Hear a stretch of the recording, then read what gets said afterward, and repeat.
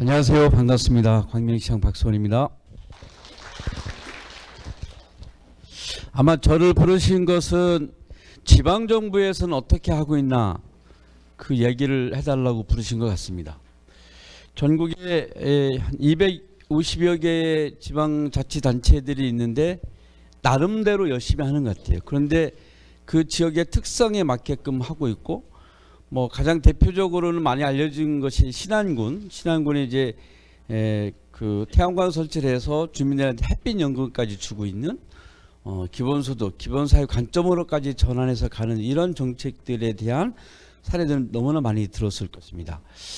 제가 쭉 각 지자체에 진행하는 사업들을 좀 보니까 지역의 특성이 맞게끔 하는데 일관성, 통일성 이런 부분들이 굉장히 약한 것 같다. 그리고 잘 아시겠지만 자치단체장이 바뀔 때마다 정책이 바뀌기도 하고 또 중앙정부의 정책 기조에 따라서 바뀌기도 하고 그렇기 때문에 굉장히 어려운 환경 속에서 이 제목처럼 고군분투하고 있는 지방정부들이 굉장히 많습니다.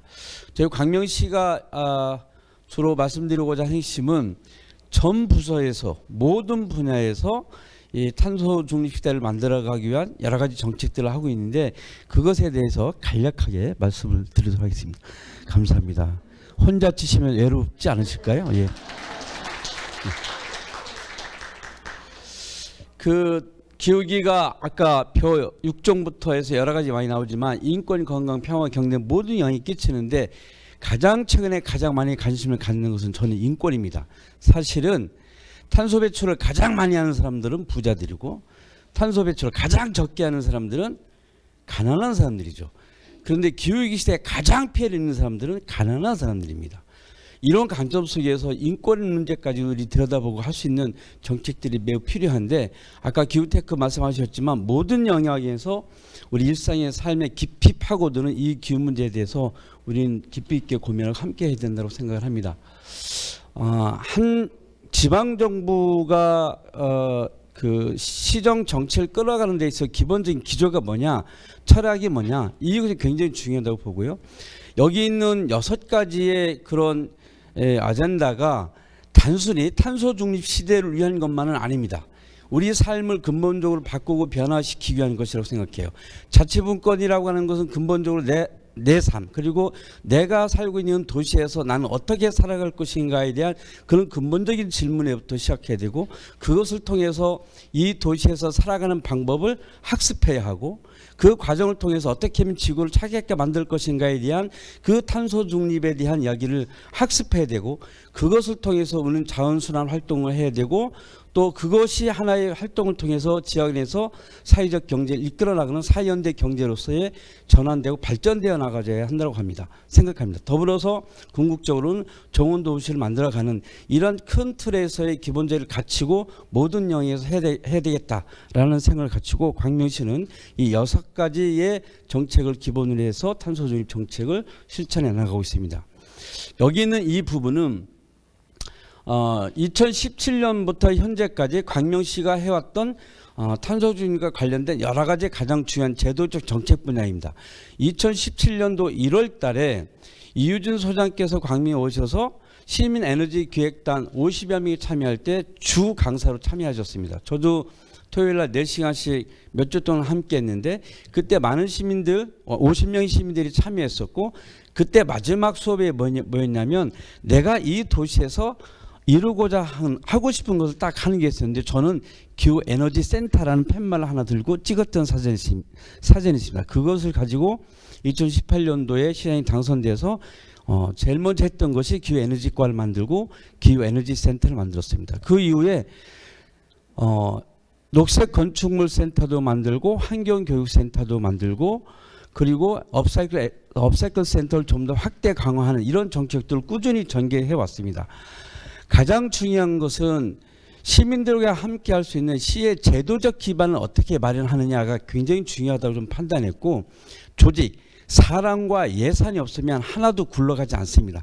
중앙정부도 마찬가지고 지방정부도 마찬가지입니다. 그러한 기후에너지센터나 환경교육센터나 이 모든 조직에 사람들이 참여할 수 있는 구조를 만들어야 된다고 생각해서 현재 그 일들을 현재까지 쭉 진행해 왔습니다. 그 과정에 그 에너지 협동조합이 두 개가 생겼는데 먼저 생긴 것은 시민협동조합하고 그 다음에 시민협동조합인데 이 두 번째 시민협동조합은 정부의 예산을 지원받아서 했습니다. 이거 굉장히 중요한데요. 그 당시에 우리가 15억의 예산을 지원받아서 했습니다. 우리 예산 포함해서 이 과정에서 많은 시민들이 함께 참여해서 해왔는데 여기서는 수익도 꽤 많이 냈습니다. 작년에. 그래서 수익 창출하고 1,500만 원을 우리 시에 기부도 하고 그랬었는데요. 정부의 작은 마중물 역할이 얼마나 많은 시민들이 참여를 촉구하는지에 대해서 중앙정부 관계자들은 정말 많은 고민을 하면서 함께 내겠으면 좋겠다는 생각을 갖습니다. 녹색건축지원센터를 처음 만들 때 녹색건축에 대한 용역을 진행하는데 그 당시 담당 국장이 저한테 했던 말이 기억이 납니다. 이 용역을 하고 듣는데 건축직으로 30년 이상을 근무했지만 생산 용어가 너무 많다는 거예요. 이런 생산 용어들이 너무 많은데 이것을 우리 후배 직원들한테 교육을 시켜가면서 이 정책을 수행하기 굉장히 어려운 일이기 때문에 교육을 많이 시켜줬으면 좋겠다는 말 굉장히 많이 했습니다. 이제 탄소 중립 시대를 가는 데 있어서 가장 중요한 것은 교육이라고 생각하는데 이것은 행정 영역뿐만 아니라 모든 영역에서 해야 할 중요한 문제로 생각합니다.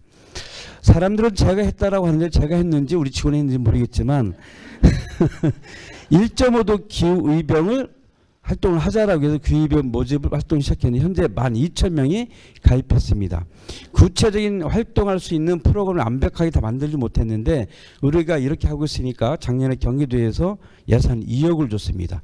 그래서 활동을 좀 하고 있고 기후의병장 저는 기후병 총사령관이고요.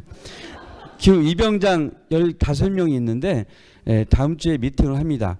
그래서 그분들이 더 추천해서 50명을 좀 만들고 50명 숫자는 2050 탄소중립 2050명 50명을 만들어서 기후이병장이 중심이 돼서 이 12,000명의 기후이병들 좀 더 활동할 수 있는 부분들로 새로운 전략을 만들어 가려고 하는데요. 이런 일들 진행하다가 2023년에 기후이병 탄소중립 포인트제라는 걸 했습니다. 처음에는 6개 품목으로 시작했는데 지금은 19개 품목입니다. 전 다 기억할 수가 없는데 여튼 쓰레기 분리수거나 걷기나 여러 가지 탄소중립 활동을 하게 되면 포인트를 쌓아줘서 10만 원까지 지역화폐로 돌려드리는 이런 시민들의 실천 사업도 진행하고 있고요. 재작년에 탄소중립 도시 선포식을 진행했는데 이것을 한꺼번에 하지 않고 각 동별로 다 하게 했습니다. 동별로 탄소중립 도시 선언문을 만들게 하고 그것들을 다 모아서 하나로 취합해서 선언 만드는 이 과정에서 시민들의 참여를 유도해냈습니다. 지금 환경교육센터를 운영하고 있는데 굉장히 활동을 좀 많이 하고 있고요. 이렇게 하다가 기후에너지과를 탄소중립과로 명칭을 바꿔서 기존에 환경사업소에 있던 부서를 기획조정실로 옮겨서 이제 탄소중립과는 전 부서에 탄소중립 관련된 사업들을 점검하고 확인하고 하는 일들을 중심적으로 현재 진행해 나가고 있습니다. 온실가스 감축 예산제 포함해서 작년에 기후회의까지 포함한 여러 가지 활동들을 지속적으로 강명시가 해 나가고 있습니다. 이것은 23년도에 탄소중립 도시 선포식을 했다는 내용이고요. 이 초등학교 5학년 학생이 저한테 선언문을 전달해 준 점인데 현장에 계신 분들이 우시는 분도 계셨습니다. 저는 탄소중립과 관련해서 가장 중요한 것은 시민의 역동성을 어떻게 키워나느냐가 굉장히 중요하다고 판단했습니다. 그래서 저는 마찬가지겠지만 시민들을 굉장히 믿는 사람 중에 하나거든요. 그들이 움직여서 그들이 만들어가는 도시가 진짜 도시다라는 생각을 갖고 있기 때문에 시민들 중심으로 일을 진행하고 있는데 주민자치회가 있습니다. 광명시 주민자치는 전 동에 약 50명 가까이 50명까지인데 30명에서 50명의 주민자치회가 마을 사업을 하는데 반드시 이 탄소중립과 관련된 의제를 하게 돼 있고 작년에는 탄소중립과 관련된 마을 신청 사업을 가지고 19개 동이 경진대회를 진행하는 실제로 시민들이 적극적으로 나서서 이런 활동할 수 있는 일들을 전개해 왔는데 통장, 새마을 바르게 주민자치 등과 관련된 모든 지역의 활동 조직들에 대한 2년에 걸쳐서 탄소 중립 교육을 다 마쳤습니다. 이 교육을 하게 된 계기 이런 거였습니다. 어느 날 통장님이 회의를 하는데 시장님 저는 통장도 활동가라고 생각합니다. 왜 근데 우리한테 탄소 중립 교육을 시키지 않습니까? 라고 강한 항의가 있어서 그때부터 교육을 하게 됐습니다. 자치대학은 1년 동안 하고 있는데 탄소 중립학과와 자원도시학과 사회적 경제학과가 있습니다. 이것은 그냥 교육으로 끝나는 것이 아니라 교육을 끝난 후에 그들이 모여서 끊임없이 지역의 의제를 발굴하고 지역 활동할 수 있는 형태로 해나가고 있습니다.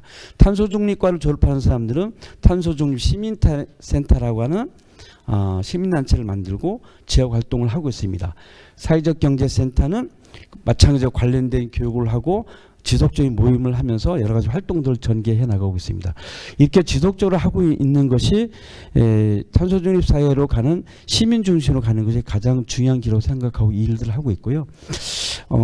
앞서서 했는지 이후에 하는지 모르겠지만 어쨌든 재생에너지와 관련돼서 우리 시는 두 개의 에너지 협동조합이 만들어져서 하고 있는데 이 두 개의 에너지 협동조합이 열심히 경쟁적으로 우리 동사무소나 관공서에 있는 옥상이나 유휴부지에 태양광 설치해서 열심히 하고 있습니다. 열심히 하고 있는데 제가 작년에 드렸던 말씀이 내가 시장이 그만두면 이제는 더 이상 힘들 텐데 별도로 좀 비즈니스 영업할 수 있는 틀을 좀 확대해서 좀 전국을 상대로 움직였으면 좋겠다라고 하고 있는데 저도 조합원이긴 합니다만은 이 광명의 유휴부지를 통해서 다 하려고 여러 가지 계획도 세우고 다 하고 있습니다만은 이러한 시민들의 에너지 협동조합이 장기적으로 갈 수 있는 전략을 정부가 그리고 민간 영역과 협력해서 할 수 있는 방안들을 잘 찾아내는 것이 매우 중요하다고 생각을 하고 있습니다.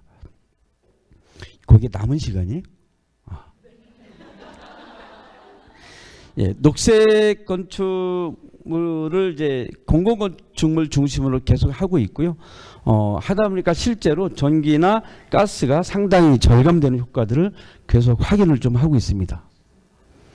업사이클 자원순환 경제센터는 저희들이 기존에 있던 것을 새로 시내로 옮겨서 하고 있는데 많은 시민들이 참여해서 많은 활동을 좀 하고 있고요. 여기에 광명에 이케아도 있고요. 기아도 있고 뭐 그렇습니다. 그런데 이케아에서 물품을 저희한테 주면 그걸 다시 재만들어서 다시 리폼해서 파는 이런 작업들 하고 여러 가지 작업들 진행하고 있고요.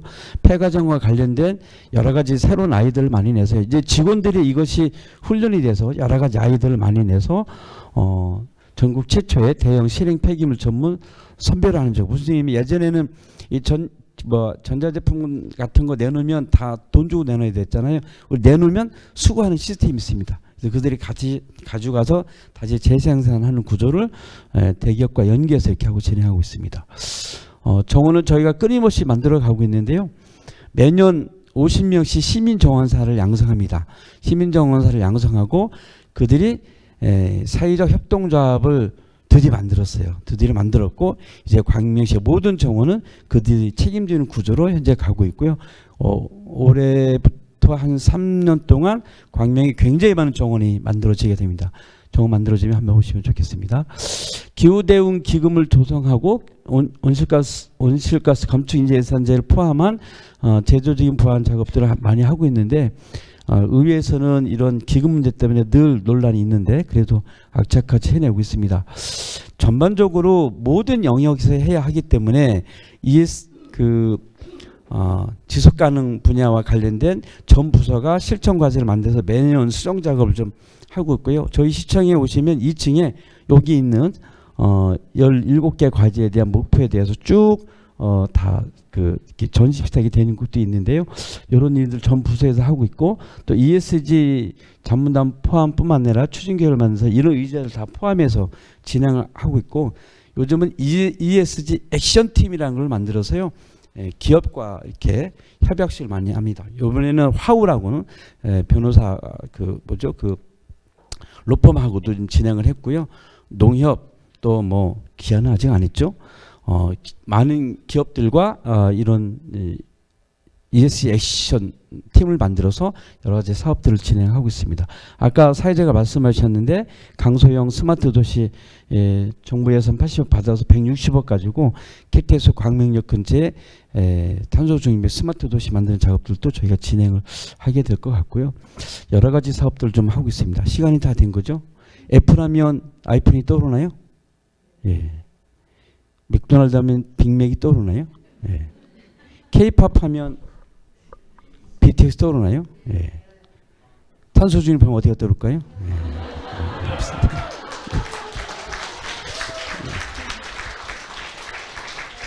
지방 정부가 시민들과 함께 탄소 중립 도시를 만들어 가기 위해서 가장 잘해야 할